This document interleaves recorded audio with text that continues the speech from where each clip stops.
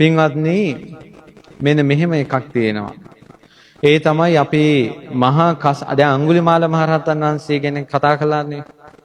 අඟුලිමාල මහරහතන් වහන්සේගේ නම සිහි කළ පමණින් මේ අමනුෂ්‍ය ලෝක තැති ගන්නවා. භූත, ප්‍රේත, යක්ෂ, පිසාච, කුම්භාණ්ඩ ලෝක ඒවල අය පුදුම විදියට බයයි අඟුලිමාල මහරහතන් වහන්සේගේ නමට. ඒ නිසා ගෙවල් වල ඒ වාගේ ප්‍රශ්න තියෙන අය තියෙන්නේ අඟුලිමාල පිරිතෙන් 108ක් පිරිත් පැන් හදලා ගෙවල් වලට ඉහින්න ඕන. 108 වාරයක් අඟුලිමාල පිරිතෙන් පිරිත් කළා දුන් වලට දුන් අල්ලන්න ඕන උදේ හවස. ඉස්ලාම ඔයාලට අල්ලගන්න දුන් ටික. ඊට පස්සේ ගෙදෙට්ට අල්ලගන්න. ওই භූත බීත යන්න. අඟුලිමාල මහරහතන් වහන්සේගේ නම සිහි කරපු පමණින් මේ දුවගෙන එන හස්තියා එතනම නවතිනවා. පාර වසාගෙන ඉන්න හස්තියා පාර විවර කරනවා. ඒ අඟුලිමාල මහරහතන් වහන්සේගේ තේජස. කුස උපන් දරුවන්ට බිහි වෙන කල අන්තරාවක් වෙන්නේ අඟුලිමාල මහරහතන් වහන්සේ නිතර සීකලොත්. උදාහරණ කතා ගොඩක් මම දන්නවා. ඈතකට නොයා මම මීට සති එකහමාරකට දෙකකට කලින් මං අඳුරන දොස්තර මහත්තයෙක් කතා කළා. දොස්තර මහත්තයා නෝනයි දෙන්නම වෛද්‍යවරුනේව. ඉතින් එයාලට බබෙක් ලැබෙන්න ඉඳලා මේ මාස 6න් දරුවා අර කුස පුපුරලා මේ දරුවා දැන් හිර වෙලා ඇවිල්ලා. දරුවෝ දෙන්නේ මාස 6යිනේ. ඉතින් ඊට පස්සේ මට දොස්තර මහත්තයා කතා කරලා කියනවා මොනවද සන්නස්ස කරන්නේ? අනේ මට නම් තේරෙන්නේ නැහැ. මට තේරෙන්නේ නැතෝ කියලා කිව්වා. ඊට පස්සේ ආයෙත් පොල්ලක් අරන් කිව්වා අනේ ස්වාමීන් වහන්සේ දැන් ජීවිතේ අනතුරේ තියෙන්නේ මට පේන්නේ ඉතින් මගේ නෝනාගේ මූණනේ දරුවෝ දෙන්න පේන්නේ නැහැ නේ. ඒ නිසා නෝනා විතරක්වත් බේර ගන්නවා. මං කිව්වා මහත්තයෝ 3 දෙනාම බේර ගන්නවා කියන තැන ඉඳලා කටයුතු කරන්න. පොඩක් ඉන්න කියලා අඟුලිමාල මහරහතන් වහන්සේ වෙනුවෙන් බාර වුණා. අඟුලිමාල මහරහතන් වහන්සේ වෙනුවෙන් බාර වුණා. රුවන්වැලි සෑයට බාරයක් වුණා. දැන් දරුවෝ දෙන්නයිනේ. ඉපදුනාට පස්සේ ඒ දරුවෝ දෙන්න රුවන්වැලි සෑයට ගෙන්නන්න ගිහලා එක දරුවෙක්ගේ බරට ගිතෙලුයි එක දරුවෙක්ගේ බරට මීපැණී පූජා කරනවා කියලා බාර වුණා. බාර වෙලා අඟුලිමාල පිරිත කියලා පෑන් දුන්නා. දරුවා දෙන්න බිහි වුණා. සාමාන්‍ය දරුවෙක්ගේ බරට දෙන්නම සමානයි. අර යසට ඉන්නවා. ඒ දෙන්න නිදුක් නිරෝගීව බොහෝ කාලයක් සිටිත්වා කියලා සාදුකාර දෙන්න. කාගේ බලෙන්ද මේ ඉපදුනේ? අඟුලිමාල මහරහතන් වහන්සේගෙන්. ඔය සමහර අයට මේ ප්‍රශ්න තියෙනවා බරට එන දරුවෝ ගබ්සා වෙනවා නිතර. ඔවා කර්ම ශක්තිය. අඟුලිමාල මුනිදුන් නිතර සිහි කරන්න. අඟුලිමාල මහරහතන් වහන්සේගේ ගුණ නිතර සිහි කරන්න. පරිත්තං යම් බනන්තස්ස නිසින්නට්ඨාන දෝනං උද්දකම්පි විනාශේති සබ්බමේව පරිස්සයං. අඟුලිමාල මහරහතන් වහන්සේ යම් ආසනයක ඉඳගෙන පිරිත් කිව්වද ඒ ආසනේ සෝදලා වතුර බිව්වත් දුක් නැති වෙනවා. සොත්තිනා ගබ්බ වුට්ඨානං යංච සාදේති තංකනේ. කුසදරුව අම්මා කෙනෙක් අඟුලිමාල මහරහතන් වහන්සේ සිහි කළොත් එහෙම ඒ අම්මගේ සියලු දුක් නැති වෙලා යනවා. තේරස් අඟුලිමාලස්ස ලෝකනාතේන වාසිතං කප්පට්ටායි මහතේජම් පරිත්තන්තම් බනාමහේ. ඒ අඟුලිමාල මහරහතන් වහන්සේගේ ඒ බලය කල්පයක් පවතිවා කියලා ලෝකනාත වූ තථාගතයන් වහන්සේ අදිෂ්ඨාන කළා තියෙනවා. ඒ නිසා අදටත් අඟුලිමාල මහරහතන් වහන්සේ සිහි කළොත් ඒ බලය එනවාමයි සහතිකයි අද්දුටුවයි. ඒ මුනිදුන්න පහදින්න. අනේ අපිටත් මේ පනනල්ල යන්න කලින් ඒ උත්තමයන් වහන්සේගේ ධාතුන් වහන්සේ නම සියසින් දැක්කනේ කියලා සතුටු වෙන්න පුළුවන්. අද ධාතුන් වහන්සේලා දැක්කට පස්සේ මහා කස්සප මහරහතන් වහන්සේ වැඩ ඉන්නවා. උන්වහන්සේගේ ගුණ අප්‍රමාණයි. ඒ විරාගී සිත, ඒ තියෙන ඍජු බව, ඒ ගුණ කඳ අපිට වචනෙන් කියන්න බෑ. අපේ මහා කස්සප මහරහතන් වහන්සේ ගැන එක වචනයකින් කිව්වොත් එහෙම මෙන්න මේ විදිහට කියන්න පුළුවන්. ඒ තමයි යම්කිසි කෙනෙකුට මහා කස්සප මහරහතන් වහන්සේ අත් දෙක එකතු කරලා මේ විදිහට වැන්දොත් එහෙම අර මිනිස්යාගේ බෙල්ල ගැලවෙනවා. ඇයි ඒ මහා කස්සප මුනිදුන්ගෙන් වැඳුම් ලබන්නට බුදුරජාණන් වහන්සේ හැර අනිත් ලෝකයේ අය නැහැ. බලන්නේ ශ්‍රාවකයන්ගේ ගුණ කිනිහිරේ මලේ පාටින් රම් පැහැයෙන් බබලන ප්‍රඥාවෙන් පරතරටපත් වුණ ඥානයක් තිබුණ සාරිපුත්ත මහරහතන් වහන්සේ වැඩ හිටියා. නිල්මානෙල් මලේ පැහැයෙන් ඉන්ද්‍රනීල මාණික්කයක් වගේ දිදුලන ශ්‍රාවකයන් වහන්සේ නමක් හිටියා මහා මොග්ගල්ලාන කියලා. ඒ මොගලම් මහරහතන් වහන්සේ ඉර දිහා බලාගෙන හිටියොත් ඉරු මණ්ඩල සත්කඩකට පැලෙනවා. ඉර පැලෙනවා. මේ බලන්න මිනිස්සෙක්ගේ චිත්ත ශක්තිය බලය, නේත්‍ර ශක්තිය බලය. ඊළඟට සාරිපුත්ත මහරහතන් වහන්සේ සඳ මණ්ඩල දිහා බලාගෙන හිටියොත් සඳ මණ්ඩල හත්කඩකට පැලෙනවා. කොහොමද නේත්‍ර ශක්තිය? ඔය ඔක්කොම ශ්‍රාවකයන් වහන්සේලා ශාස්ත්‍රුන් වහන්සේ අපේ ලෞතුරා බුදුරජාණන් වහන්සේ සයුර දෙස බලාගෙන සිටියොත් මොහොතේ දිය සිඳෙනවා. මහා පොළොව සලිත වෙනවා. ඒ නේත්‍ර ශක්තිය දරා ගන්න බෑ. නේත්‍රයක තියෙනවා ශක්තියක් කියලා එකක්. ඉහිරු මණ්ඩලයට දරා ගන්නට බැරි දේ, සඳ මණ්ඩලයට දරා ගන්නට බැරි දේ, මහ පොළොවට දරා ගන්නට බැරි දේ, සයුරට දරා ගන්නට බැරි දේ. පුරා සතියක් මගේ බුදුරජාණන් වහන්සේ net කැලුන් අය බලාගෙන සිටියා කුමක් දෙසද? ජයසිරි මහා බෝධීන් වහන්සේ දිහා. ඒතර ඉරට බැරි දේ බෝධීන් වහන්සේට පුළුවන්. සඳට බැරි දේ බෝධීන් වහන්සේට පුළුවන්. ඒ බලාගෙන ඉන්න කාන්තිය බලය දරා ගන්න පුළුවන්. බෝධීන් වහන්සේලා සුළුපටු නැහැ. සුළුපටු නැහැ. පින්වතුනි, ධර්මාශෝක රජුරුවත් බෝධීන් වහන්සේට ආයුධයක් ඉස්සුවේ නැහැ. බෝධීන් වහන්සේ ආයුධයකින් කපන්න සුදුසු නැහැ. ඒ නිසා බෝධීන් වහන්සේට නමක් තියෙනවා අසත්තාහරණ වෘක්ෂය. ආයුධයක් පාවිච්චි නොකළ යුතු වෘක්ෂය කියලා. කපන්න බෑ. ඊට පස්සේ දැන් මෙහෙම ඊතර බුදුරජාන් වහන්සේ නමක් වගේම නෙම ප්‍රාතිහාර්ය කියන්නේ කෙලවරක් නෑ බෝධීන් වහන්සේගේ ප්‍රාතිහාර්ය. දැන් මේ වෙසක් පින්කම් මාලාව වෙනුවෙන් දැන් මම ඉන්නේ උයන්දන්නේ. උයන්දන පහවේ උනාසුපේ කුරුණෑගල.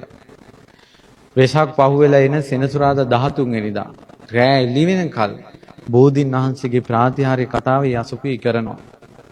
මහ බෝ වරුණ හිතා ගන්න බැරි විස්තර, පෙර නොඇසූ විරු විස්තර, ශරීරේ රෝම කෙලින් වෙන විස්තර, සාදු හඬ නිකම් වෙන විස්තර, කඳුළු වැටෙන විස්තර.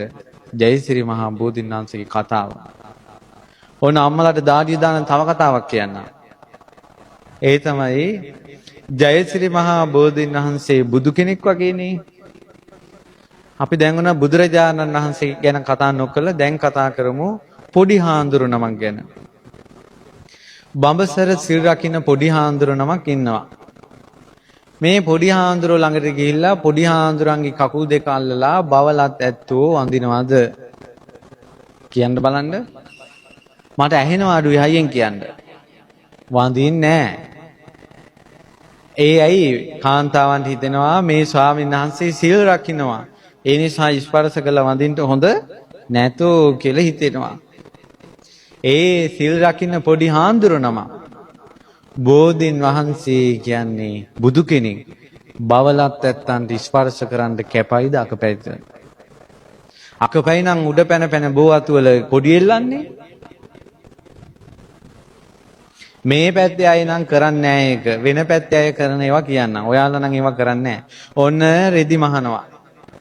චීත්‍යයක් මහනකොට රෙදි කෑල්ලක් ඉතුරුනා. ඕකක් කපලා ළඟ තිබ්බ මොකකට හරි දාගත්තා.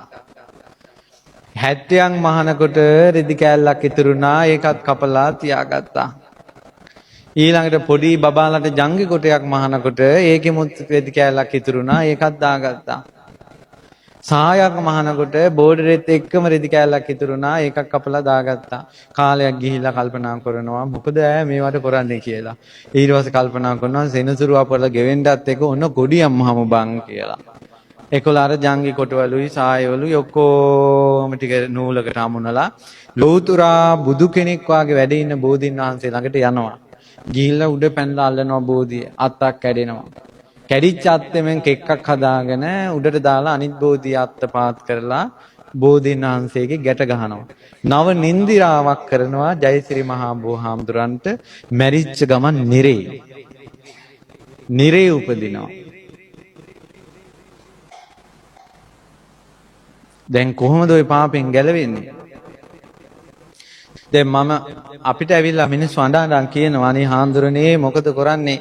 අපිත් ඔහොම උඩ පැන බෝවතු අල්ලා ඔය වගේ විකාර කළා දන්නේ නැති කාලේ කියලා. ඉස්සර බුදුරජාණන් වහන්සේට තවන්ගෙන් වරදක් වුණොත් එහෙම කරන්නේ මිනිස්සු ඒ සුදු ඇඳුම් ඇඳගෙන ඒ සුදු ඇඳුම් පිටින්ම වතුර නානවා. වතුර කල ඔලුවට වක් කර ගන්නවා. ඔලුවට වක් කරගෙන තෙතරෙදි පිටින්ම ගිහිල්ලා දණ්ඩ නමස්කාර කරලා සමාව ගන්නවා. අද කාලේ බවලත් නැත්තන් එහෙම දෙයක් කරන්න අමාරුයි. කොල්ලෙක්ගෙන් වැරද්දක් වෙලා තිබ්බොත් නම් මම මගෙන් විසඳුමක් ඇහුවොත් මම ඒකට අනිවාර්යෙන් ওই විදිහට කියනවා. බවලත් නැත්තන් අමාරුයි මේක. අද කාලේ හැටියට. ඒ නිසා යැත්තෝ හොඳට නාල කියලා සුදු වස්ත්‍ර ඇඳගෙන තවත් වැඩිහිටියත් එක්ක ගිහිල්ලා ජයසිරි මහ බෝහාමුදුරුවෝ 21 වතාවක් ප්‍රදක්ෂිනා කරන්න ඕන. කරලා දිසා 4 ඉඳලා දණ්ඩ නමස්කාර කරලා වඳින්න ඕන. දණ්ඩ නමස්කාර කළා එක දිශාවක 3 වතාවක් ගානේ 4 දිශාවේ. බැඳලා සමාව ගන්න ඕන. මෙතෙක් බෝධීන් වහන්සේලාගේ අතු කඩලා තියෙනවා නම් අර වාගේ නව නින්දිරා කරලා තියෙනවා නම් හේතුව මාන්නෙන් ඉන්න හොඳ නෑ. කරන කර්මය අපි අරන් යනවා. වැරද්දක් වෙලා තියෙනවා නම් ඒ වැරද්දේ සමාව ගැනීමේ විපාක තියෙනවා. වැරද්දට සිද්ධ වෙච්ච අකුසලයට ජීවිතේ කර්ම විපාක එනවා. ඒ කර්ම විපාක ආවට පස්සේ විඳවනවා පින්වත්නි. විඳවනවා. ඒතකොට සසරේ කවදා හරි අපි ඒ වැරද්දට සමාව අරන් තියෙනවා නම් විඳවා ඉද්දින් කල්යාණ මිත්‍රයෙක් මුණ ගැහෙනවා හිත සනසන. එහෙම නැත්නම් ලෙඩකින් නම් විඳවන්නේ හොඳ දොස්තර කෙනෙක් මුණ ගැහෙනවා ලෙඩේ සුව කරන. කාලෙකදී ඒක නැති වෙලා යනවා. විඳවා මැරෙනවට වැඩිය ඒක විසඳාගෙන මැරෙන එකයි හපංකම. ඒ නිසා වරදක් වුණොත් සමාව ගන්න ඕන. ජයසිරි මහා බෝධීන් වහන්සේගේ ලේසි නෑ. බෝධීන් වහන්සේගේ අත්තන් නපුරු හිතෙන් කැපුවොත් ආනන්තරව්‍ය පාප කර්මයන් කල්පයක් නිරේ. හේතුව එක්කම බුදු කෙනෙකුට කරපු හානියක් ගණේට වැටෙන්නේ. පහන් සිතින් සිත පහදවාගෙන වැටිච්ච බෝධීන් වහන්සේගේ වැටිච්ච පත්‍රයක් අයින් කළොත් එහෙම පැහැදුන සිතින් කල්ප ලක්ෂයක් විපාක එනවා. දැන් අපේ ඥානෙ වැඩි. නුවණ හොඳටම වැඩි. හොඳට ඉගෙනගෙන වැඩි අපි. අපි හිතන බෝකොලයක් අරන් දාලා කොහෙද බං ඕවා වෙන්නේ? ඥානෙ වැඩි. මං පහුගිය කාලේ හලවත පැත්තේ හිටියේ බෝවත්තේ. අහිංසකම්මලා දුක හිතෙනවා. සද්ධාවන්තයි. මට හිතුණා මුන්දලා දිව්‍ය ලෝකේ යවන්න ඕන කියලා හිතිලා මම මොකද කළේ? මේ මිනිස්සු ටික ඔක්කොම ගෙන්නගෙන අනුරාධපුරයට ගියා. ජයශ්‍රී මහා බෝහාමුදුරුවෝ යට බෝධීන් වහන්සේ පෙනිපෙනී සාදුකාර දිදී උපෝසතේ සමාදන් කෙරෙව්වා. උපෝසතේ සමාදන් කරවලා ඒ අහිංසක මිනිස්සුන්ට කිව්වා බුදු ගුණ හිත හිතා දැන් මළුවේ බෝපත් අහිඳන්න කියලා. මුළු ජයශ්‍රී මහා බෝධීන් වහන්සේගේ මළුවේම බෝධියේ පත්‍ර ඇහුලුවා. දැන් ඔය එක උපාසකම්ම කෙනෙක් හරි මැරෙනකොට ඕක මතක් වුණොත් නරක ලෝකෙක යයිද සුගතියක යයිද? සුගතියේ යන්නේ. ඊට පස්සේ ඔක්කොම ගෙන්නගෙන ආවා රුවන්වැලි සෑයට. අතට කොසු දීලා මුළු රුවන්වැලි සෑ මළුවම ආච්චියම්මලත් 500ක් මිනිස්සු 500ක් රුවන්වැලි සෑ මළුව අතු ගෑවා. මුළු පහන් ගේම පත්තු කළා. සුද්ධ කරලා. රෑ බුදුගුණ කියා වැඳලා පිරිත් කිව්වා. පහවදා තූපාරාමෙලන් කිරියාර පූජා කරලා පින් නිතර සිහි කරගන්න හැටි කියලා දීලා සීල් පවාරණය කරලා යවුවා. ඕක ඇති සිහි කරොත් මැරෙන වෙලාවේ. ඕක ඇන්ති. දැන් මෙතෙන්ට කී දෙනෙක් එනවද? ඇවිල්ලා බණ අහලා යනවා බෝධීන් වහන්සේට අත් දෙක එකතු කරලා වැඳලා නැතිව. කොහෙන්ද පිහිටක් ලැබෙන්නේ ඊට පස්සේ? මෙතෙන් එන කී දෙනෙක් ඉන්නවද බෝමලුවට යනවා. ගියත් වැටිච්ච බෝකොලේ පාගගෙන වටේ යනවා. බෝධීන් වහන්සේගේ වැටිච්ච පත්‍රයක් අයින් කරලා කල්පය ලක්ෂයක් එන විපාකේ ගන්නෑ. කල්ප ලක්ෂයක් කියන්නේ සුළුපටු විපාකයක්ද? දැන් උයන්දන නම් දැන් අපි ඉන්නාසුපේ උදේ පාන්දර මිනිස්සු වෙනවා. එක එක්කෙනා ත්‍රිවිල් වලින් වාහන වලින් ඇවිල්ලා ඉක්මනට බෝධිය මළුවට යනවා මම දකිනවා. අපි බෝමලුව අතු ගන්න යනකොට බෝධියේ පත්‍ර නැහැ. මිනිස්සු වැඩට යන්න කලින් ඇවිල්ලා බෝධියේ පත්‍ර අයින් කරලා යනවා. හැමදාම වැඩට යන්න කලින් බෝධියේ පත්‍ර 10ක් හරි අයින් කරලා යනවනම් ඒ මිනිස්සුන්ට දවසටම ආශිර්වාදයක් නෙවෙයිද? දැන් මේ බණ වැඩසටහනට ඇවිල්ලා මෙතන බෑකේ ඉටිරෙද්දයි දාලා ගිහිල්ලා බෝධීන් වහන්සේ වැඳලා පත්‍ර ටිකක් ඇහිඳුවා නම් ඒකම ඇතිනේ අපා පිනට. ඒ මොනවා නැ ලොකු දෙයක් හිතේ තියෙන්නේ. අසද්දෘස පින්කම් කරන්න හිතේ තියෙන්නේ. ළඟ තියෙන පොඩි පින අමතක කර. පොඩිත් නෑ කල්පලක්ෂයක් විපාකිනවා කියන්නේ පොඩි පිනක්ද? වැටි බෝධීන් වහන්සේගේ වැටුණ පත්‍රය පහන් සිතින් අයින් කිරීම. නාගසේන මිලින්ද කියලා ප්‍රශ්නයක් අහලා තියෙනව නේද? මිලින්දු රාජ ප්‍රශ්නය කියලා පොතක් තියෙන්නේ. මේ මිලින්ද රජුරෝ කතා කරනකොට මේ ලෝකේ කිසි කෙනෙකුට බෑනේ ඒ කතාවට විරුද්ධව කතා කරන්න. රහතන් වහන්සේලාත් කැලවලට වැඩියා. මේ රජා පව් කරගනී කියලා කට වැඩි. ඥානෙ වැඩි. ප්‍රශ්න අහන්න ගියාම උල්පතකින් වගේ ප්‍රශ්න එනවා අනිත් එක්කෙනා හිර වෙන විදිහට. ඒ කෙනාගේ සියලු ඔද තෙද බල බිඳ දැම්මේ නාගසේන කියලා රහතන් වහන්සේ නම. මේ සසරේ කරපු දෙයක් බෝමලුවක් අතු ගාලා. බෝමලුවක් අතු ගාලා ඒ අතු ගාපු නායක හාමුදුරු පොඩි නමට කිව්වා පොඩි නම ඇරන්දාන්ටකෝ මේ අතු ගාපු කොල්ල. පොඩි නම හරි කම්මැලි. ඔයාලා තරම්වත් ඇක්ටිව් නෑ. ඊට පොඩි නම හරි කම්මැලි බෑ කිව්වා. දෙවෙනි පාරක් කිව්වා ඇහුවේ නෑ. වරෙන් මෙහි කියලා අතුක ගා හිටපු ඉදලේ මිටෙන් ගැහුවා පොඩි නමට අරන් දාපිය මේක කියලා. නායක හඳුරෝ. පොඩි නමට තරහ ආවා. බෝධියේ පත්‍ර ටික ඔක්කොම ටික මල්ලට දාගත්තා. පහලින් දොලක් ගලාගෙන යනවා. ගලාගෙන යන දොලට පත්‍ර ටික දාලා අඬා අඬා කිව්වා. බෝධීන් වහන්සේගේ පත්‍ර ඉවත් කිරීම පිනක් නම් උපනෝපන් ජීවිතේ තවත් අයට යටත් වෙන්නේ නැතුව මගේ ඥානය මේ ගඟේ රැලි නැංවෙනවා වගේ නැංවි ප්‍රශ්න කෙලවරක් නැතුව ප්‍රශ්න අහන්න පුළුවන් විදිහට ඥානෙ පීඨාවා කියලා. නායක හඳුරු අතුපතු ගාලා පැම් සනීප වෙන්න වඩිනවා දොළට. පොඩි නම හයියෙන් අර ප්‍රාර්ථනාව කොලේ. නායක හඳුරු හිතුවා මං අතු ගාපු මළුවේ කොලයින් කොල්ලා පොඩි නම මෙහෙම පැතුවා නම් අතු ගාපු මට මොනව පතන්න බැරිද? මේ ගඟේ රැලි නැగి ඇවිල්ලා වෙරළෙන් අවසන් වෙනවද? ඒ වාගේ මේ කෙනාගේ තියෙන සියලු ඔදතෙද මන් ළඟ නැති වේවා කියලා අදිෂ්ඨාන කළා. ඒ නිසා තමයි මිලින්ද රජුරුවන්ගේ සියලු ප්‍රශ්න නාගසේන මහරහතන් වහන්සේ ළඟ ඉවරයි. බෝධියේ පත්‍රයක් අයින් කරපු කතාවක් නැවතුනේ රහත් වෙලා. අපි මොනවද මේ හොයන්නේ? අපි මොනවද මේ අපිට තේරිලා තියෙන්නේ? මොකද්ද මේ අපේ අමුතු ඥානෙ? ඒ නිසා තමන්ගේම කෙලෙස් වලට ගරහා ගන්නට අපිට එහෙම අපි හරියට තේරෙන මිනිස්සු කියලා හිතන්න එපා. අපිට ඉගෙන ගන්න ගොඩාක් දේවල් තියෙනවා කියලා හිතන්න. මේවා තේරෙනවා නම් හැමදාම බෝධීන් වහන්සේලාට වඳී පුදයි මලුපෙත් මං සුද්ධ පවිත්‍ර කළයි. බෝධීන් වහන්සේලාගෙන් පිහිට ගන්න හැටි තේරෙන්නේ නැහැ. සමහර මිනිස්සුන්ට දරුවන්ගේ ප්‍රශ්න එනවනේ දරුවෝ නැතුව. ඊට පස්සේ බෝධි පූජා තියෙනවා. තියන්නේ ඊට පස්සේ සමහර අයට හරියන්නේ නැහැ. සමහර අයට හරියන්නේ නැහැ. දැන් වැඩි ඕනේ අපේ ගුරු ස්වාමීන් වහන්සේ අපේ පින්වත් ලොකු ස්වාමීන් වහන්සේ මනුස්ස ලෝකෙට ඉපදුනෙත් බෝධීන් වහන්සේ නමකට බාර වෙලා. ඒකයි. දැන් මේක වෙන්නේ කවුරු හරි ඔන්න කියනවා දරුවෝ ඕන බෝධියට බාර වෙමු කියලා. ඔන්න ඊට පස්සේ අම්මයි දුවයි දෙන්න යනවා බෝධිය ළඟට. ගිහිල්ලා ඉතින් ඔන්න අම්මා දුව කියනවා අම්මා මටවත් තේරෙන්නේ නැහැ අම්මව බාර වෙන්න. ඊට පස්සේ ඔන්න වැඳලා පුදලා මොනවා හරි ගාතාවක් කියලා බෝධීන් වහන්සේට කියනවා අනේ දරුවෙක් දෙන්න කියලා. ඒතර බෝධීන් දෙයියට හිතා ගන්න බෑ දරුවා වොන්නේ දුවටද අම්මටද කියලා. ඔන්න එතනත් වැඩේ අවුල්. ඊට පස්සේ මේ දෙන්නා ආයෙත් ඩිංගක් ඔන්න හොල්ලාගෙන පද්දගෙන ගිහිල්ලා hina වෙලා ආඳුරන්ට කියනවා ආඳුරනේ බාරයක් වෙන්න ආවේ. ඊට පස්සේ ආඳුරන්ටත් වැඩ වැඩි මොකද කියලා අහනවා. මේ දරුවෙක් වෙනුවෙන් බාරයක් වෙන්න ආවේ. එහෙනම් යන් කියලා බෝධිනාන්සිට ගිහිල්ලා ගාතාවක් කියලා ආඳුරෝ කියනවා අනේ මේ ඇත්තිට දරුවෙක් ලබලා දෙන්න කියලා. බෝධීන දෙයියා හිතනවා මේ ආඳුරන්ට මොකද්ද බන් තියෙන අමාරුව. ඔන්න එතනත් අවුල්. ඔය එක බාරයකට බැඳුම මිනිහා යන්නේ නැහැ. හොඳට බලන්න දුවයි අම්මයි තමයි පිටත් කරන්නේ.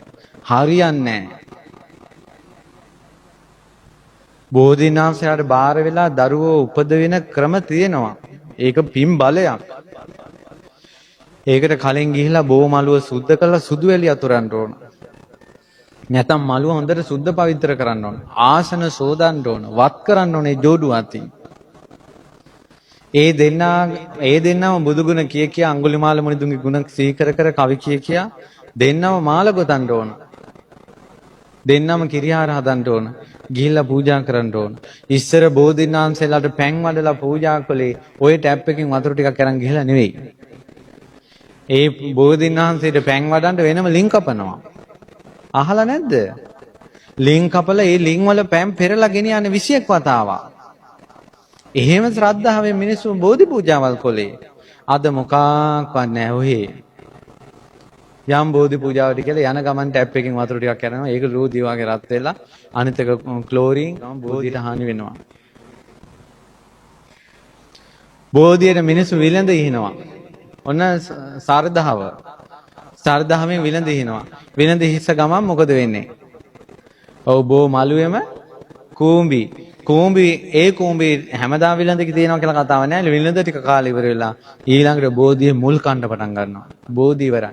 බෝධින් වහන්සේ නමක් අපවත් කරපු පාපේ විලඳ හේපු උපාසකම්ම කරගහගෙන ඵලයල්ලා ඉතින්. මමත් දන්නේ නැතුව ඔහොම කළා තියෙනවා. මම සමාවරන් තියෙන්නේ දැන්. මමත් ඕක දන්නේ මම දවසක් විලඳින්න හදනකොට මගේ ගුරු ස්වාමීන් වහන්සේ කිව්වේ තෝ අපාය යන්න එපා ඔක නතර කරපිය කියලා. එතකොට තමයි මාත් දන්නේ මේ කතාව. ඒ නිසා තේරෙනව නේද හරියට බෝධි පූජාවක් කරගන්න අපිට තේරෙන්නේ නෑ. මේ ඥාණයෙන් වගේ හිටියන්ට අපි. දැන් තියෙන්නේ මාන්නේ වැඩි, ඉගෙනගෙන වැඩි, අහිංසක නෑ. බුදුරජාණන් වහන්සේ ඉදිරියේ ධර්මයේ ඉදිරියේ සංඝ රත්නයේ ඉදිරියේ අහිංසක වෙන්න. අහිංසක වෙන්න. අපි ධර්මයේ ඉගෙන ගන්න එන්නේ. අපි ධර්මයේ දැනගෙන ඒ ධර්මයේ ඉගෙනගත්ත ධර්මයේ පොලිස් කරන්න එන එක නෙවෙයි මේ. ධර්මයේ ඉගෙන ගන්නටයි එන්නේ. එතකොට ඒ ඉගෙන ගන්නට එන ධර්මයට සත්කාර කරන්න ඕන, ගරු කරන්න ඕන. මේ විදිහට කොයිතරම් බෝධි ඊළඟට දැන් අපි දැන් මෙහෙත් කියලා ඇතිනේ බෝධි පූජාවකට මේ ඖෂධ පූජාව. කනට කොළබල ගේන්න එපා කියලා. දැන් ඉස්සර කොළබල පූජා කළා. පස්සේ බලාගෙන යනකොට එනවා කොළ කෙලවරක් නැහැ.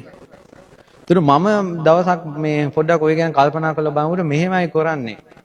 කොහොමද ඖෂධ පූජාවට කියලා වට්ටියක් දැන් ගෙදරින් අරන් එනවා. එනකොට ඔන්න වැටේ තියෙනවා පාවට්ටා කොළ. මේක බෙහෙතක් නේ බං කියලා ඔන්න කඩනවා වට්ටියට දානවා. ඔන්න නිකක් ගහක් දාගෙන මේක බෙහෙතක් නේ කියලා දැන් වට්ටියට දා ගන්නවා. කකුල වදිනවා බැලතන ගහක්. ඕවත් ගන්නවා බෙහෙතට කියලා එකක් ගලවලා දා ගන්නවා.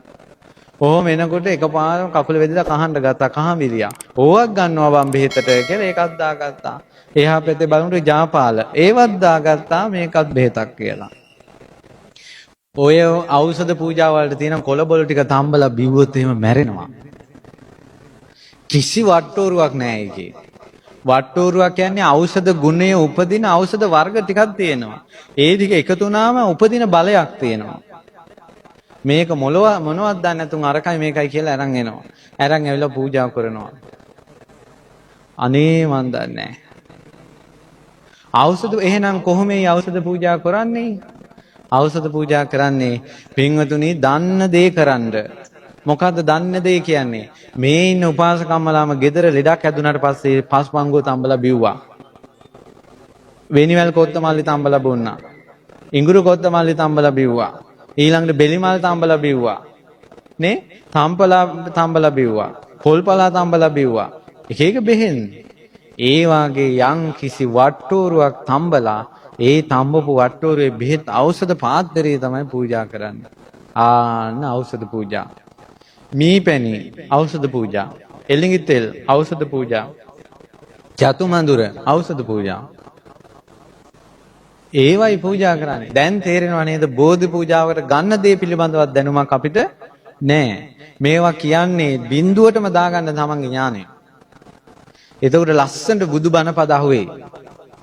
නැත්නම් මේ තමන් දන්නවා කියලා හිතාගෙන මේක කරගත්තම කිසි දෙයක් නැහැ පව් රැස් කරගන්නවා මිසක්කා. මේ තරම් උතුම් ලෞතුරා බුදුරජාණන් වහන්සේගේ බෝධීන් වහන්සේ නමක් වැඩ ඉඳලත් ඒ බෝධීන් වහන්සේට වඳින්න නැතුව කී දෙනෙක් ඇවිල්ලා මෙතන ඉඳ ගන්නවද? ඒ නිසා හැමදාම මෙහි යනකොට බෝධීන් වහන්සේට වැඳලා යන්න, අසපුවට එනකොට බෝධීන් වහන්සේට වැඳලා එන්න. පුරුදු වෙන්න පුදුම ආශිර්වාදයක් වෙයි. ඊයේ හෝ පෙරේදා උදේ මට එකපාරම ওই වගේ බෝධීන් වහන්සේ නමක්ගේ අතක් කැඩිලා මහත්යෙක්ගේ අතින්. ඒක හිතට වද දෙනවා. මහත්තයා මට ඇවිල්ලා කිව්වා මං කියනවා මහත්තයා උදේ පාන්දරම බෝධීන් වහන්සේ පැන්කල 7කින් පිරිසිදු ලිඳකින් පැන්කල 7කින් නාවලා 21 වතාවක් දණ්ඩ නමස්කාර කරලා වැඳලා යන්න කිව්වා. සමාවෙරන්. ඉතින් ඒ විදිහට වැඳලා සමාවෙරන් ඉතින් ගියා මහත්තයා වැඩට. වැඩට ගියා වෙනද යන වෙලාවට. යනකොට මේ වාගේ වංගුවක් තියෙනවා. වංගුව ළඟම රේල් පාර තියෙනවා. වංගුවත් එකම රේල් පාරයි. ඉතින් මහත්තයා වංගුවෙන් දාලා රේල් පාර ඔය මේ තියෙද්දින් මහත්තයාට හිතුණා හාඳුරන්ට කෝල් එකක් ගන්න ඕන කියලා. ඒතකොට මහත්තයා වංගුවෙන් දාලා ඔය මේ රේල් පාර තියෙද්දි වාහනේ නතර කළා හාඳුරන්ට වාහනේ නතර කළා හාඳුරන්ට කෝල් එක ගන්න ෆෝන් එක ගන්නකොටම ඉස්සරහින් කෝච්චිය ගියා. කෝල් එක ගන්න හිතුනේ නැත්තම් මහත්තයා දානවා ඉවරයි. එදා මේ මහත්තයාගේ මාරකේ ගියේ උදේ බෝධීන් වහන්සේට කරපු සත්කාරය. කතා දෙකක් නැහැ. අපිට යමක් මිස් වුණාට පස්සේ තේරෙන්නේ නැහැ. ඒකෙන් වෙන අනතුරු සීකලොත් තමයි. දැන් එදා ඒ පෙරේදා ඉඳලා මේ මහත්තයා රැස් කරගන්න පින් කුසල් ඔක්කොම අර බෝධීන් වහන්සේ නිසා බේරිච්ච ජීවිත පූජාව නිසානේ. ඒ නිසා බෝධීන් වහන්සේලා ඒසානුභව සම්පන්නයි. බෝධි පූජාවලදී හැමදාම දැන් මේ සෙනසුරාදා බෝධි පූජා තියෙනවානේ. එන්න ඇවිල්ලා දරුවව වෙනුවෙන් ඖෂධ පූජාවක් කරන්න. ලෙඩ වෙනවනම්. ඊගෙන ගන්න ළමයි වෙනුවෙන් පහන් පත්තු කරන්න. ඊළඟට ඒ විදිහට එක දිගට මේ බෝධි වන්දනාවල් 7ක් විතර කරලා දරුවන්ට සෙත් ප්‍රාර්ථනා කරන්න. ඒක තමයි තිසරණ සරණ ගිය ශ්‍රාවකයන්ට තියෙන මේ සාමාන්‍ය ලෝකේ තියෙන පිහිට පිළිසරණ. සරණක් නැතුව නෙවෙයි සරණක් තියෙනවා. සරණ ගන්න හැටි මිනිසුන්ට තේරෙන්නේ නෑ. ඉතින් මොනවා කරන්නද? ඊට පස්සේ ඒ නිසා බෝධීන් වහන්සේලා ආනුභව සම්පන්නයි. ඒ පාරිභෝගික ධාතු ඊළඟට පින්වත්නි උතුම්ම උත්තරීතර තැනට එනවා ශාරීරික ධාතුන් වහන්සේලා. ඊළඟට තව මේ ජයසිරි මහ බෝධීන් වහන්සේලා අම්මලා ගෙවල් වල ආසාවටක් ගෙදර හදනවද බෝපැල. ඒ විකාර පුරුදු වෙන්න හදන්න එපා. උත්තරීතර බෝධීන් වහන්සේලා ඉන්නවා පිදුම් ලැබිය යුතු එකයි. දැන් මේ අසුපේ නම් උඩ රන් වැට අතරින් පේන බෝධීන් වහන්සේ තමයි පූජනීය. එතනින් එහාට කතාවක් නැහැ. ඒ වගේ සමහරලාට සාමාන්‍යයෙන් බෝධි වෘක්ෂ වලට වැඩෙනකොට දෙවිවරු වරක් ගන්නවා. ඒතර ගෙවල් වල අම්මලා මල් පෝච්චි දාලා මල් පාන් තිතියා වැඳ වැඳ කන් ලව් කර කර ඉන්නවා. ඊට පස්සේ මොකද කරන්නේ? ඕකට දෙවි කෙනෙක්වත් භූතයෙක්වත් අරක් ගන්නවා. අරක් ගත්තට පස්සේ උන්ද මැරෙනවා. මැරුණාට පස්සේ දරුවෝ කල්පනා කරනවා අනේ මේ කරදරයක් කියලා ඕක ගලවලා අයින් කරනවා. ඒකට හතර වර්ගෙම ඉවරයි. ඒ නිසා ඒ වගේ වෙපා. විහාරයක පන්සලක අසපුවක තියෙන බෝධීන් වහන්සේ වන්දනමාන කළා ශ්‍රද්ධාවෙන්. සදහැ සිතටයි උපකාර ලැබෙන්නේ. ශ්‍රද්ධාවෙනුයි බුද්ධානුභාවය ස්පර්ශ කරන්න තියෙන්නේ. ඊළඟට පින්වත්නි ශාරීරික ධාතුන් වහන්සේලා ශාරීරික ධාතුන් වහන්සේලා කියන්නේ අප මහා බුදුරජාණන් වහන්සේ පිරිනිවන් පෑවට පස්සේ බුදුරජාණන් වහන්සේගේ ද්‍රෝණ 8ක් ධාතුන් වහන්සේලා. ඒ ද්‍රෝණ 8ක් ධාතුන් වහන්සේලාගෙන් ධාතු 7ක් ඒ විදිහටම තියෙනවා. ඒ තමයි නලල් තලය. ලලාට ධාතුන් වහන්සේ ඒ විදිහටම තියෙනවා. දැන් කොහෙද වැඩ ඉන්නේ? ශේරුවිල. බුදුරජාණන් වහන්සේගේ අකු ධාතුන් වහන්සේලා මේ උරහිස් ඇටේ. ඒක කියනවා අකු ඇටේ කියලා. අකු ධාතුන් වහන්සේලා දෙනම ඉතුරු නැහැ. ඒ විදිහටම කැඩෙන්නේ නැහැ. කොහෙද වැඩ ඉන්නේ? දකුණු අකු ධාතුව වැඩ ඉන්නවා තූපාරාමේ. තූපාරාමේ කොහෙද තියෙන්නේ? යාපනයේ අනුරාධපුරේ. වම් අකු ධාතුන් වහන්සේ තියෙනවා කොහෙද? මයංගනේ සලුමිනි සෑයේ බ්‍රහ්ම ලෝකේ තියෙනවා. ඊළඟට දන්ත ධාතුන් වහන්සේලා 4 නමක් ඒ විදිහටම තියෙනවා කැඩෙන්නේ නැහැ. දැන් 7යි. කොහෙද දන්ත ධාතුන් වහන්සේලා 4 නම වැඩ ඉන්නේ? ලංකාවේ කී නමක් වැඩ ඉන්නවද? දෙනමක්. කොහෙද? සෝමාවතියේ දකුණු දළදා වහන්සේ. නුවර දළදා මාලිගාවේ වම් දළදා වහන්සේ. තව දළදා වහන්සේ නමක් වැඩ ඉන්නවා දකුණු දළදා වහන්සේ නමක් සිළුමිණි සෑයේ ශක්‍ර දේවේන්ද්‍රයාගේ විමානයේ. තව එක ධාතුන් වහන්සේ නමක් ගන්ධාර දේශයේ කඳුහෙල් අතර දෙවියන් බඹුන් වඳමින් වැඩ ඉන්නවා. අනිත් ධාතුන් වහන්සේලා මොම්පියලි ප්‍රමාණයට ඊළඟට කඩ සහල් ප්‍රමාණයට අබෑට ප්‍රමාණයට කැඩුනා. මොම්පියලි ප්‍රමාණයට මොම්පියලි කියන්නේ මොන් ඇටයක් අරන් ඒ මොන් ඇටේ දෙකට බෙදනවා. එතකොට ඒක මොම් පියල්ලා. ඒ ප්‍රමාණයට ධාතුන් වහන්සේලා වැඩි ඉන්නවා. මම මේ ඇස් දෙකෙන් දැකලා තියෙන ඕන තරම්. ඒ ධාතුන් වහන්සේලා රම් පැහිට හුරුයි. කඩසහල් කියන්නේ ටිකක් ලොකු ඌසල් ඇටයකට වාගේ ප්‍රමාණය ධාතුන් වහන්සේලා වැඩි ඉන්නවා. හාල් ඇටේ කැඩිලා වගේ.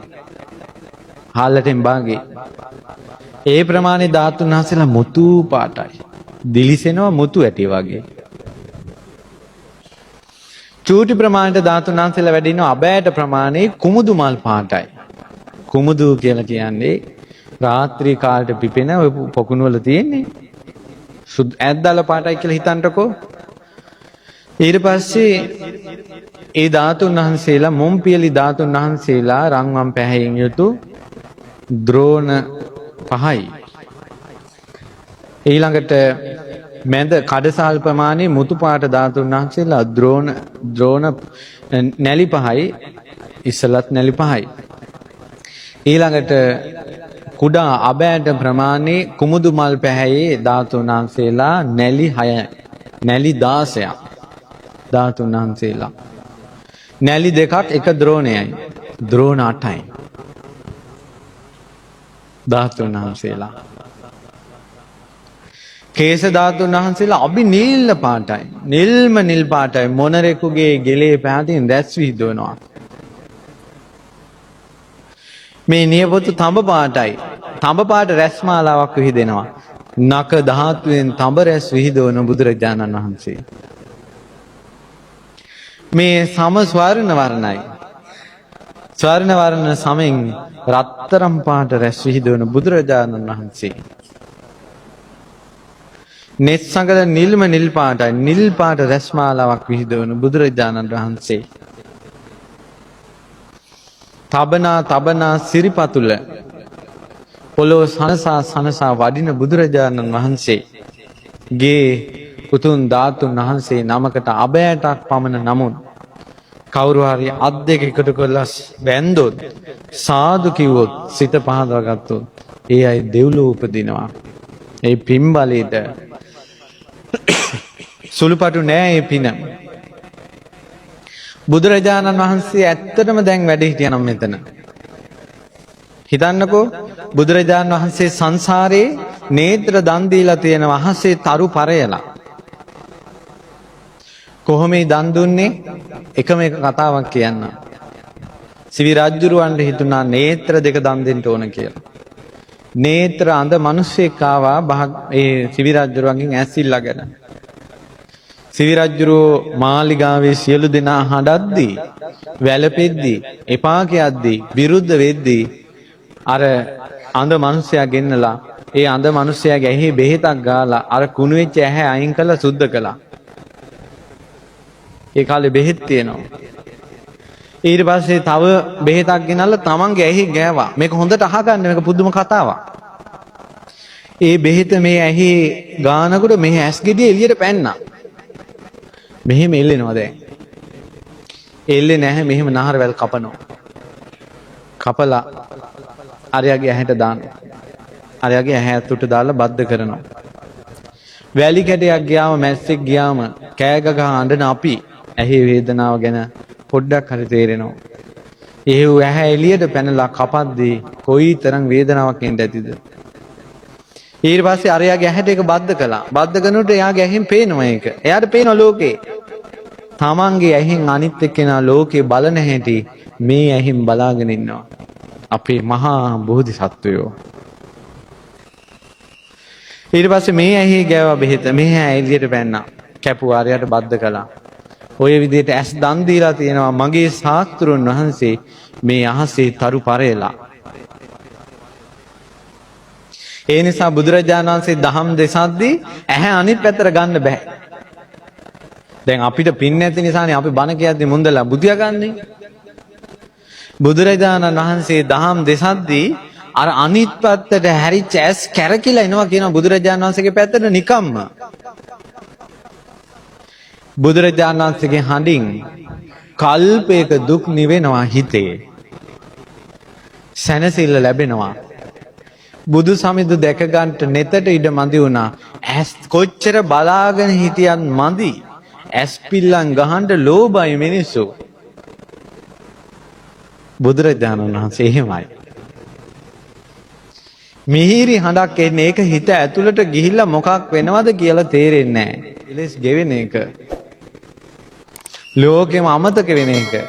මේ ඇඟවල් හෙල්ලෙන්නේ නැහැ. බුදුරජාණන් වහන්සේ බණ ධර්මයේ දේශනා කරනකොට මේ ඇඟක්වත් හෙල්ලෙන්නේ නැහැ. එහෙම්ම තියෙනවා. ඇඟක් හෙල්ලෙන එකටවත් මිනිස්සු කැමති නැහැ.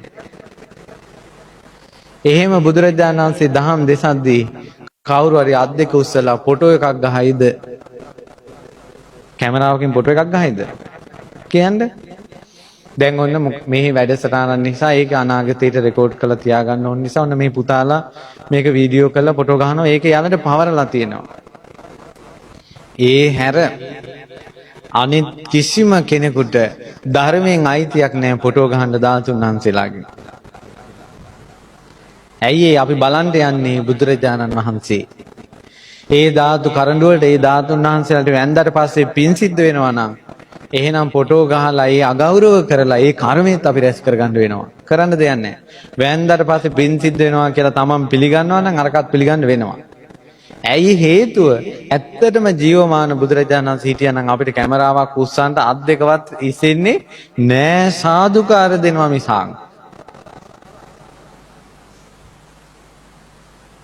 ඒකයි දැන් තේරෙනවා නේද? නොතේරෙන කම නිසා කොයි තරම් අකුසල කර්ම ගොඩක් මේ සත්වයාට රැස් වෙනවද කියලා.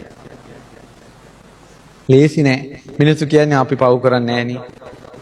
මෙහෙමයි පින්වත්නි. ඒ තමයි අපි ගොඩාක් පින් තියන අය නෙවෙයි. ඇයි බුදුරජාණන් 8 බුදුවරුන් අහිමි වුණා. මගේ බුදුරජාණන් වහන්සේ බ්‍රහ්මස්වරයෙන් දහම් දෙසද්දී අපිට අහිමි වුණා. සාරිපුත්ත මොග්ගල්ලාන මහරහතන් වහන්සේලා දහම් දෙසද්දීන් බණ අහන්න බැරි වුණා. රහතුන්ගේ යුගයෙන් ඈත් වුණා. මිහිඳු මහරහතන් වහන්සේ දහම් දෙසද්දීන් බණ අහගන්න බැරි වුණා.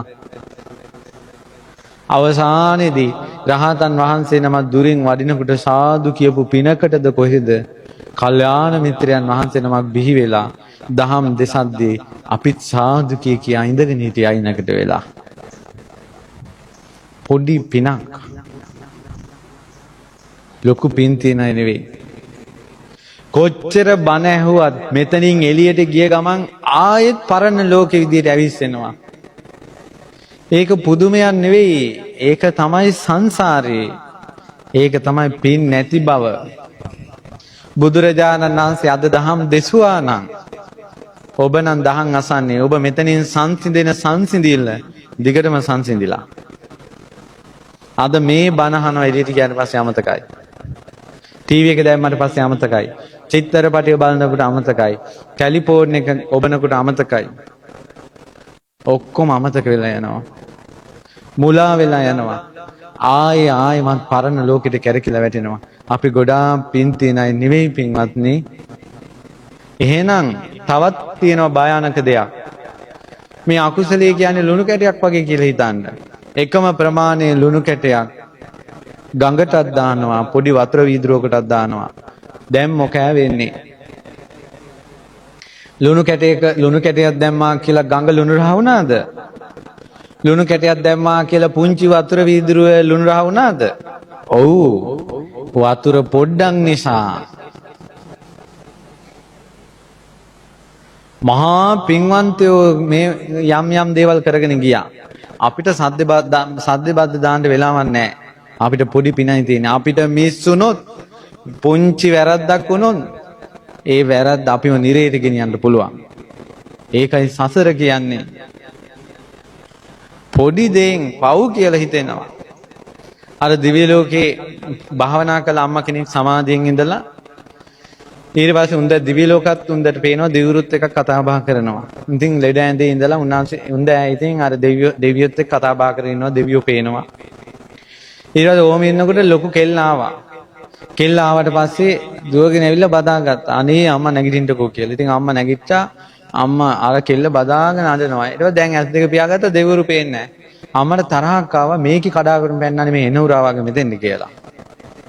තරහව වෛරයේ හිත වෙලා ගන්නකොටම පනන්න කෙන්ද ගියා. ඒ ඇඳේ යටම ඉපදුනා යක්ෂණියක් වෙලා. පොඩ්ඩ ඇති. මේ බනහලා අපි මේ ඉඳලා අපිට හිතනවා කිසි ප්‍රශ්නයක් නැහැ කියලා. ඔන්න පපුවේ අමාරු හැදලා ඉස්පිරිතාලේ යන්නකො බලන්න. ලෙඩ ඇඳේ ඉන්නකොට අහනවා ලොකු දුවට කිව්වද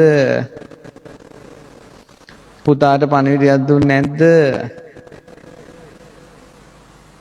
අර පොඩි පැටව එන්න ඕන කිව්වේ නෑ ඉස්පිරිතාලේ. දැන් කොහොමද හිතේ තියෙන මතකේ? කොහොමද හිතේ වැඩ කරන ඒවා?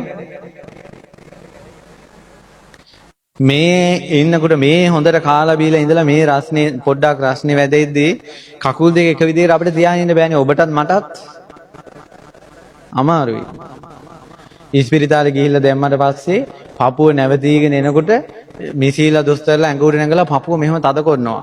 සමහර අය ඇටකොටු පවක් කැඩෙනවා. පණ යන මොහොතේ ඇඟුවට නැගලා පපුව මෙහෙම තද කරද්දී අර බලෙන් පණ ගන්න එක කරන්නේ. එහෙම කරද්දී කොහොමද ඉවසන්නේ? හිතෙනවනේ පාඩුවේ මැරෙටවත් දෙන්නේ නැහැ කියලා. වෛරසිතින් මැරිලා, නපුරු සිතින් මැරිලා දුගති ලෝකවල සත්වයා උපදිනවා. අනේ මේ වගේ කොහොමද අපි ගැලවෙන්නේ? ගැලවෙන්න නම් පුණ්‍ය ශක්තිය නිතර සිහි කරන්න ඕන. කරපු පින් නිතර සිහි කරන්න ඕන. ඒකට කරන්න තියෙන දේ තමයි පින් පොතක්වත් ලියා ගන්න. මම මෙහෙම කළා කියලා. හොඳට පින් ලියන්න. දැන් අමතකයි. පින් අමතක වුණාට ළඟ ගෙදරින් උන් කියපේවා හොඳට මතකයි. අරකි මට මෙහෙම කිව්වා කියලා. අපිට එක්කෝ තමන්ගෙන් වෙච්ච වැරදි අපි දවස් 100ක් ඉඳ ඇති බොරු නොකිය. එක දවසක් බොරුවක් කියපු එක මතක් වෙනවා. අපි ඕන තරම් මිනිස්සුන්ට ආදරෙන් කරුණාවෙන් ඉඳ ඇති. අපි වෙන කෙනෙකුට බැනපු එක අපිට මතක් වෙනවා. අපිත් එක්ක යාළුවෝ ඉඳලා අවුරුදු 15ක් අපිත් එක්ක දුක සැප බෙදාන හිටියා. ඊට පස්සේ එක දවසක් වචනයක් මිස් වුණා. ඒක මතක හිටියා. මේ හිතේ තියෙනවා වැරදිච්ච එකම මතක හිටින ස්වභාවයක්. ඒතර කොහොමද මේ වගේ හිතක් අපි ගොඩගන්නේ? පින්වතුනි හරිම භයානකයි මේ සංසාරේ. ආයෙමත් ඉපදෙන්න උණු දුකක්. ලේසි නෑ මේ රට යන විදිය. පොඩි උන් බේරගන්න බෑ, ළමයි බේරගන්න බෑ, තරුණ ළමයි බේරගන්න බෑ. කිරි අපේ මේ ලෝකේ තියෙන හිත විනාශ කරන්න දේවල් කොච්චර ගෙනත් දෙනවද? එක ඒවා. මව්ට සෙනෙහවන්ත නැහැ, පියාට සෙනෙහවන්ත නැහැ. අනේ අපි ආයා ඉපදුනොත් අපිටත් එහෙම වෙයි. අම්මගේ කඳුල දරුවෝ hina වෙනවා අම්මගේ කඳුල වැටෙද්දී. අපි ඉගෙන ගත්ත ලෝකේ අපි හැදුන ලෝකේ අම්මා අඬනකොට අපිට බලන්න බෑ අම්මගෙන් ඇහිෙන් කඳුල වැටෙනකොට ඒකත් එක්කම අපේ ඇහිම කඳුල වැටෙනවා මේ ලේවල මොකක්දෝ එකක් තියෙනවා. තාත්තා කෙනෙක්ගේ නම් කඳුලක් වැටෙනවා අපිට බලන්නම බෑ. දැන් අම්මයි තාත්තයි අඬ ඉද්දි දරුවෝ hina වෙනවා. ඒකයි මේ උනේ හරි සංවේගයි. දුක හිතෙනවා. ඉස්සර බොරු කියන්නේ නැහැ දෙමව්පියන්ට. දැන් වංචාව. ඉස්කෝලේ යනකොට පොඩි උන් කියනවා අම්මා සර් කිව්වා ටීචර් කිව්වා මේ මැසේජ්ලු එවන්නේ ක්ලාස් වලට යනකොට. ඒ නිසා ටෙලිෆෝන් එකක් දෙන්න ඕන. ඔන්න ටෙලිෆෝන් එකක් ගෙනත් දෙනවා. ඊට පස්සේ අම්මා තාත්තට කියනවා මැසේජ් කියලා જાතියක් එවනවලු. අලුත් පාඩමක් වෙන්න ඇති ඔන්න ගෙනත් දීපන් කියලා. ඉතින් තාත්තා ගෙනත් දෙනවා. ඊට පස්සේ ඔන්න ළමයි ඉතින් පොත් බල ඉන්නවා. බලන පොත උඩ තමයි අර ටෙලිෆෝන් එක. ඕක මෙහිම ඔබ ඉන්නවා. ඒකද කියන්නේ මේ ෆෝන් එක පිහ දානවා කියලා කියන්නේ. ෆෝන් එක මෙහෙම පිහ දානකොට ඒක එහෙම යනවා. ඊට පස්සේ මොම් මේක මේ පිය දදා එක එක රටේ ලෝකේ පඩත්තල කොල්ලන්ට මේ කෙල්ලෝ දැන් මැසේජ් කියන જાතිය යවනවා. අනිවිඩ යවනවා. ඊට පස්සේ දඩිමුනි සද්දයක් කෙනෙකුට අම්මා එන සද්දේ. ඊට පස්සේ ඉක්මනට පොත යටට දානවා ෆෝන් එක. දුව මොකද කරන්නේ? පාඩම් කරනවා. ඒ අම්මා ගිය ගමන් ආයෙත් අරන් ටෙලිෆෝන් එක පිහ දානවා. අම්මා තේ එකක් හදලා ගෙනත් දෙනවා. පව් අර අහිංසක අම්මලා. ඊට පස්සේ කියනවා අම්මට කාඩ් එකක් ගේන්න ඕන කඩින්. මේ දවස්වල Facebook ගියේ නෑ කියන දුව. ඊට පස්සේ අම්මා කියනවා මේ තාත්තා මේ දවස්වල දුවට Facebook පාඩම් කරගන්න විදිහක් නෑලු. කාඩ් එකක් ගෙනත් දීපන්. මට නම් හරිම දුක හිතෙනවා. ඇයි අර අහිංසක අම්මලා තාත්තලාට ඉංග්‍රීසි වචන දාලා අසරණ කරන එක. උන්දලා දන්නේ ඒක. පව් කියලා හිතෙනවා. අහිංසක දෙමව්පියන්ට වංචා කරලා රවටලා රැස් කර ගනී කර්මයක් කල්ප ගානක් විඳවන්න. ආයි ඉපදෙන්න ලැබුණොත් අපිටත් ඕක වෙයි. ඒ නිසා මේකෙන් ගැලවෙන්න ඕන. බතක අගයක් දන්නේ නැහැ. බතට ගරු කරන්නේ නැහැ. මම මේ කියන්නේ ධාතුන් වහන්සේලා වැඳ බුදුගුණ කියා පෙරලි වැඳලා ඒවා මතක් කර ඉඳලා මේකෙන් ගැලවිලා යන්න උඩට. පල්ලහැට වැටෙන්න එපා. අද ධාතුන් වහන්සේලා වඳින එක හිතට හොඳට කාවක් දන්නන්ට.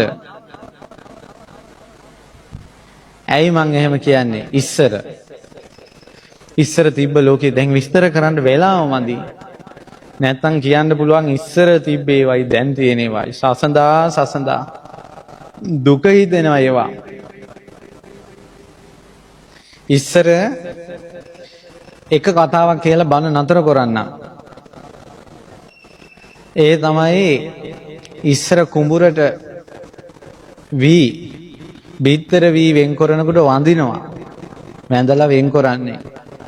ඊට පස්සේ වතුරේ පොඟවනකොට වඳිනවා. පැලවෙනකොට වඳිනවා. පැලවෙන බිත්තර වියෙන් ගෝණි අයින් කරනකොට කේල් කොළ අයින් කරනකොට වඳිනවා. බිත්තර වී කඩනකොට මේ වඳිනවා.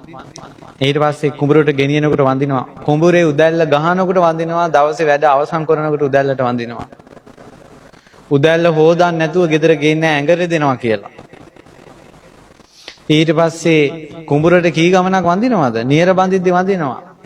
ඊළඟට කුඹුර පෝරු ගානට පාරු ගානට ඒත් වඳිනවා. ඊට පස්සේ බිත්තර වී ඉහිනකට වඳිනවා. අහියලා ඉවර වෙලා වඳිනවා. පැලවෙනකොට වඳිනවා. ගොයන් වල වල් ගලවනකොට වැඳලා ගලවන්න පටන් ගන්න. වතුර බඳිනකොට වඳිනවා. ඊළඟ ගොයම පැහිලා ඉස්ලාම බිත්තර වී මේ ඉස්ලාම් වී මේ කරල්ල නැත්නම් ගොයම කපනකොට වඳිනවා. අවසාන ගොයන් ටික කපනකොට වඳිනවා. ගොයන් එකතු කරනකොට වඳිනවා. කොලේ මේ කොළමිටිය බඳිනකොට වඳිනවා. කොළමිටිය ඔලුවට අරන් වඳිනවා. කොළමිටිය අරන් ගිහිලා කමත වටේ 3 වතාවක් පැදගුණු කළා බීමට දාලා වඳිනවා. වැඳලා කොළ ඉස්සලාම හරක්ට පා ගන්න දෙන්නේ අතින් තමයි පොඩි කරන්නේ. ඊට පස්සේ වඳිනවා. ඊට පස්සේ ගොයන් කොලේ දාලා හරක් දානකොට වඳිනවා. කොලේ කඩනකොට වඳිනවා. බෑත එකතු කරනකොට වඳිනවා. එකතු කරලා වඳිනවා. ආයෙත් ගොයන් දානකොට වඳිනවා. ඊළඟට කොලේ කඩලා පිදුරු අයින් කරනකොට වඳිනවා. බෑත ටික පාහිනකොට වඳිනවා. පහයලා ඉවර වෙලා වඳිනවා. ගෝණියට වේලනකොට වඳිනවා. වේලන්ට ගොයන් වී දිගාරිනකොට වඳිනවා. බිම රවුමට දාන්නේ වේලෙන්ද එතකොට වඳිනවා. එකතු කරනකොටත් වඳිනවා. උරේට දාලත් වඳිනවා. මානිනකොටත් වඳිනවා. බර කරට ඇටෙනුත් වඳිනවා. ගෙදෙට ගෙනත් දාලත් වඳිනවා. වී කොටන්ට ගන්නකොටත් වඳිනවා. හොදනකොටත් වඳිනවා. හැලියේ හාල් ගරලා හාල් ටික මුට්ටියට දාලත් වඳිනවා. බත උතුරනකොට උතුරන මුට්ටියේ පියන අයින් කොල්ලත් වඳිනවා. බත හැතපෙනකොට පියන වහලත් වඳිනවා. ඉස්සල්ලාම බත් ටික අරිනකොටත් වඳිනවා. මගේ බුදුරජාණන් වහන්සේ අපිට වදාලා පින්වත් මහණෙනි දානි බෙදෙනකොට මිනිසුන්ගේ අතින් බත් බිමට වැටුනොත් එහෙම ඒ බත් ඇටේ අරගෙන පාත්‍රයට දාගන්න එක බත් ඇටයක වැඩ 100ක් තියෙනවා කියලා.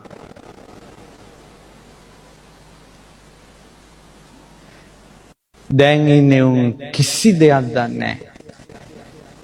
මේ ඉන්න කෙල්ලෝ දැන් මේ අම්මලාත් දන්නවද දන්නේ අම්මලා නම් ඔහොම වෙන්නයි කරන්නේ ඇත්තේ. දැන් රයිස් කුකර් කියලා જાතියක් ඇවිල්ලාලු. ඕකට හාල් ටිකක් හොදලා දාලා පියන වහලා කරන්ට් එකට ගහනවා. ඕක කර කර ඉදින් වදින්න අමතක වෙනවා. වැඳිලි නෑ. අම්මයි තාත්තයි ටීවී බලනවා පොඩි උන් කාලේ යනවා. තාත්තට අග්‍ර කොටස වෙන් කරන බණපදේ නෑ. මම පෙරේදා කඩේකට යනකොට මම දැක්කා රොටි පොල් රොටි කියලා පැකට් එකක් තියෙනවා. මම බැලුවා බොලේ මොකක්ද මේ පොල් රොටි කියන්නේ? ඇබිත්තා කොල්ලට කිව්වා ගනින් ඔන්න ওই පැකට් එකක්. නැත්නම් ආන්දරෝ දන්නේ නැති කේල් මල් කියනවා කියලා බහ මිනිස්සු බයිනවනේ මට. ඊට පස්සේ මං ඒක අරන් ඇවිල්ලා ඔන්න පැකට් එක කපලා බැලුවා. කිරි අපේ රොටි හදලා ඇතුලේ. කිසි කරදරයක් නැහැ. කබල රත් කොලා අරක දැම්මා ගත්තා. අනේ අපේ අම්මලා රොටි මේ අනලා ගුලි කරලා ඕක දිගෑර විඳින දුක අපිට මතක් වුණා. මට දුක හිතුණා මගේ අම්මා ගැන. දැන් ඉන්නේ කෙල්ලන්ට ඒකත් නැහැ. පැකට් එක ගෙනාව දැම්මා. ಗುಣ පිහිටන්නේ මහා පොළොවේ අගේ තේරෙන්නේ පොළොවේ වටිනාකම නැහැ. ඊට පස්සේ මොකද වෙන්නේ? මේක රත් වෙනවා මහා පොළොව. ඒ රත් වෙන පොළොව සිසිල් කරන ගුණේ ඇතුලේ නැහැ. ගොයන් කපන්න ගියත් දැම්ම මැෂින් එක අර කවි නැහැ. ඔව් අර දෑකත් අතට අරන් කවි නැහැ. ගොයන් කපනකොට කවි නැහැ. ඇඳහැර පානේව නැහැ. මැෂිම දැම්මා මෙහින් හාල් ටික ගෝණියාව එහෙම දාගත්තා. මේ උරේට එහෙම පැටෙව්වා හවසට සල්ලි. කටුවට බීලා කුඹුරේම දොඩව ඉන්නවා. බයිලා කියා. ඉර දෙවියෝ කෝප වෙනවා, සඳ දෙවියෝ කෝප වෙනවා. කෙත් වතු වලට ආйти ඒ කුඹුරු දෙවිවරු කෝප වෙනවා. අස්වැන්න දෙන්නේ නැහැ. සාරේ නැහැ. කොච්චර කෑවත් වැඩක් නැහැ. ඉස්සර යෝන්ගේ තිබ්බ ඇඟවල් කොයි දැන්? පොඩි කාලෙම කොන් දෙකක්කුන් දනිස් කැක්කුන්. ඇයි මේ කොයින් හරි බලාගෙන යනකොට තමන්ගේ හිතේ ಗುಣ නැතුව මේක වෙලා තියෙන්නේ. ඇතුලේ ගුණයක් නැහැ. වෙනස් කරන්න බෑ ඕවා. මං ඔය වෙච්ච දේවල් ටිකක් කිව්වා මිසක්කා ඕවා වෙනස් කරන්න යන්නත් බෑ, වෙනස් කරන්නත් බෑ. මං කියන්නේ ඇයි? ඉපදෙන එක දුකක්. ආයේ මනුස්ස ලෝකයකටවත් එන්න එපා. පැන ගන්න දිව්‍ය ලෝකයකට. නිකන් දිව්‍ය ලෝකයකට පනින්න බෑ. පින් තියෙන්න ඕන. ඒ පින් තමයි මේ ධාතු මන්දිර පූජා කර ඊට පස්සේ මේ ආවාස පූජා කර සාදුකාර දෙදී මේ බණ අහ රැස් කරගන්නේ පින. මේ අන්තන්ට සුගතිය යන්න පින් තියෙනවා. තියෙන ප්‍රශ්නේ මේක අමතක වෙන්න දෙන්න එපා. මැරෙන වෙලාවෙත් සිහි කරන්න. පින් පොතක් ලියලියා කරපු පින් සිහි කරන්න. ඒ නිසා අද හොඳට බුදුරජාණන් වහන්සේගේ සර්වඥ ධාතුන් වහන්සේලා වන්දනා කරගන්න. වන්දනා කරගෙන පින් පුරවා ගන්නට ජීවිතේට. ඉතින් ඒ නිසා සර්වඥ ධාතුන් වහන්සේලා වඳින පින, අඟුලිමාල මහරහතන් වහන්සේගේ ධාතුන් වහන්සේ වඳින පින, අරහත් ධාතු වඳින පින, උදේ ඉඳලා බණ අහපු පින, දන් දුන්න පින, ආවාස පූජාව අනුමෝදන් වෙච්ච පින, ධාතුන් වහන්සේලා වඩම්මනවා දැකලා සාදුකාර දුන්න පින, ඒ සියලු පින් බලෙන් සසර දුකෙන් නිදහස් වීමේ වාසනාව උදා වේවා.